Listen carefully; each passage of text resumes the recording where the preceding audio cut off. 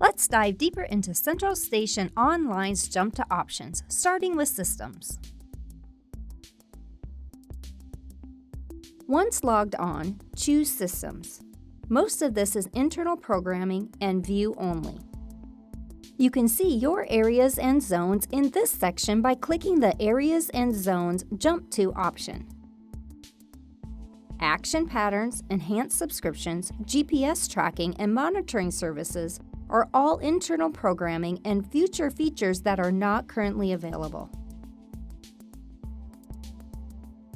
Add a new contact to the contact list by clicking the plus sign, selecting Contact, entering the name and leaving all other options at their default. Click Done.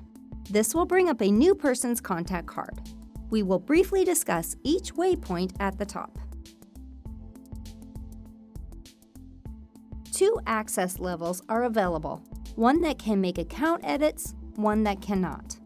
If you would like to enable a new person to make edits, you will check Can open and close within a schedule, can cancel an alarm, can authorize a schedule change, can put the entire system on test, can edit customer, and can give out customer information.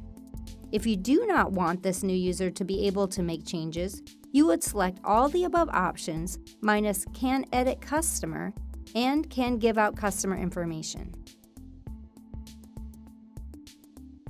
Each person is required to have a password. We do not use any of the other items and profiles. Contact points include phone numbers and email address. If the person will be on the call list for notifications, click Add, select the type of phone number, and enter the phone number. If you would like to put in an email address for this person, enter it here. We currently do not use the web contact feature. If you know the user ID for the person you are adding, this is where you add the information. Check the box next to the number and enter in the information. This is the number associated with the position of the user code in the panel, not the actual panel code number. If you would like to edit an existing user, highlight the name, click the Edit pencil in the upper right-hand corner, and edit the information using the waypoints we discussed. Then click Done. Save by clicking the flashing Save button. Name and address will show the details of the individual you are adding. Web membership will show who has access to Central Station Online. User-defined fields is not currently a feature we use. You should see an Enhanced Call Verification List, or ECVL, and LST2 Call List 2. LST2 is the list of names and numbers we will call for signals that show up on your account.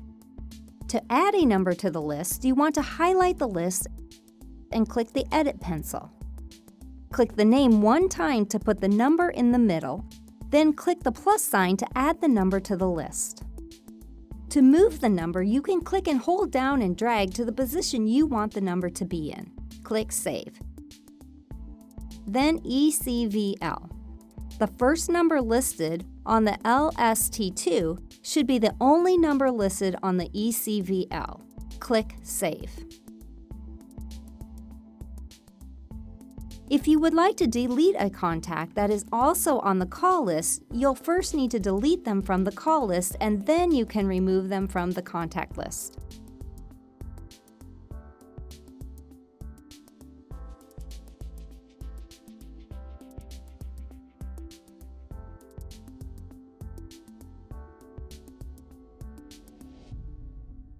If they have been removed from the call list, go to the contact list, highlight the contact you want to be removed, click the trash can next to the Edit pencil.